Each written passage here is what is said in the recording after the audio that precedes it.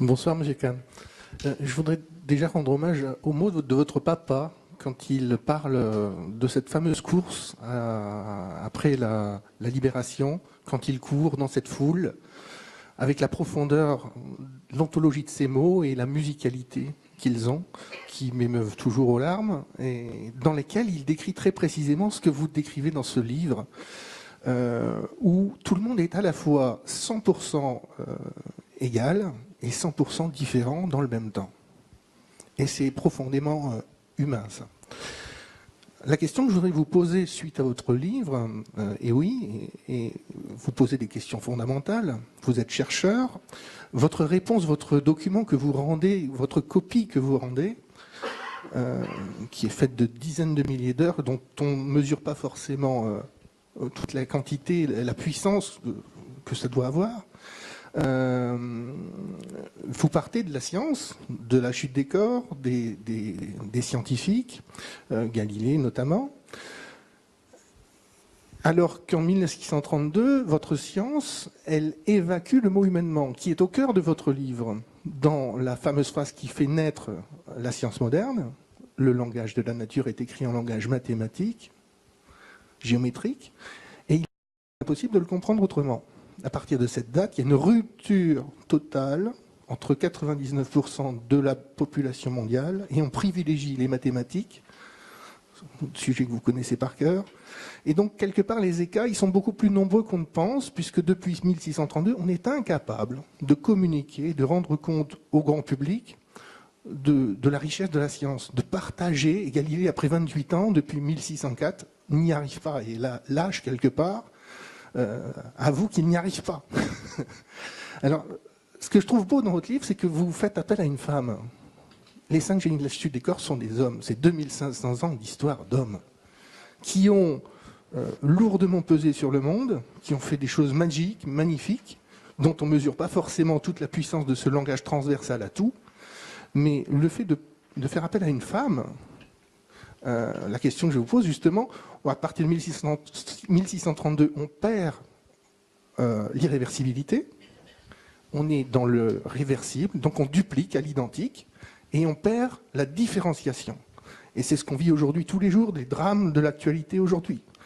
C'est la synchronisation des horloges à distance. Voilà, je vais peut-être vous répondre, oui, si vous voulez bien, pour laisser à d'autres personnes. Galilée, en effet, qui était tout à fait croyant, Galilée, moi je ne suis pas croyant, mais Galilée était. Et Galilée a prononcé ces mots, a écrit ces mots que vous dites, en disant que le langage dans lequel Dieu avait écrit les lois de la nature, ces lois de la nature sont incontestablement divines, c'est le grand livre de la nature écrit par Dieu, avait été écrit en langage mathématique. Mais il n'a pas tort, il est tout de même astronome.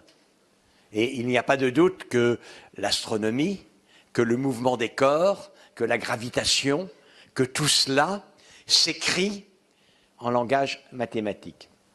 Quand on en arrive à l'humain, on ne va pas dire que les mathématiques deviennent absentes, sans doute. Les mathématiques expliquent aussi beaucoup des propriétés de la matière qui compose l'homme.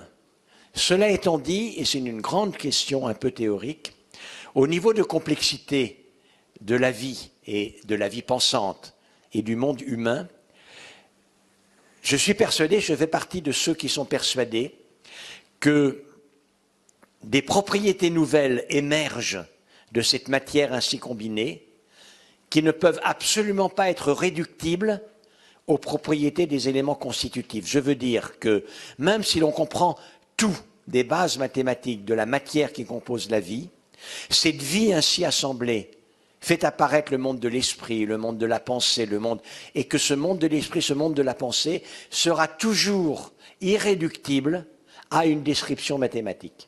C'est ce que l'on appelle la question des propriétés émergentes. Cette question-là, en effet, Galilée ne se l'est pas posée, mais dans le champ où il opérait, il a raison. Si c'est bien Dieu qui a écrit le grand livre de la nature, il a écrit les lois de ce grand livre en langage mathématique. Alors, le problème des femmes et des hommes, Aujourd'hui, et ça Galilée n'a pas eu la pensée que j'ai à ce propos, aujourd'hui, heureusement, on sait en réalité que les femmes et les hommes peuvent faire les mêmes choses. Ils sont aussi brillants l'un que l'autre, ils peuvent être aussi créateurs l'un que l'autre. Avec les artifices de la technique, c'est pas ce qu'elles font de mieux, mais enfin elles peuvent le faire. Les femmes peuvent aussi faire la guerre. Je me suis fait dévaliser il n'y a pas très longtemps par une bande de filles. Ben, je peux vous dire qu'elles sont des truands et extrêmement violentes également. Vraiment, les hommes et les femmes peuvent faire exactement la même chose. Sauf une chose, les femmes en plus donnent la vie. Et le seul avantage qu'aient les hommes, c'est leur puissance musculaire, leur force physique. Et pendant des millénaires et des millénaires, inconsciemment, sans doute, et même encore trop souvent maintenant, inconsciemment, cette interrogation, après tout, elle peut faire tout ce que je fais, et en plus, elle donne la vie, a pu être, on va dire, surmontée. L'angoisse de ce défi a été surmontée en utilisant le seul avantage qu'aient les hommes, qui est leur force physique, c'est-à-dire la domination brutale. Voilà. Alors, Galilée, malgré son génie, est encore d'un siècle de la domination brutale.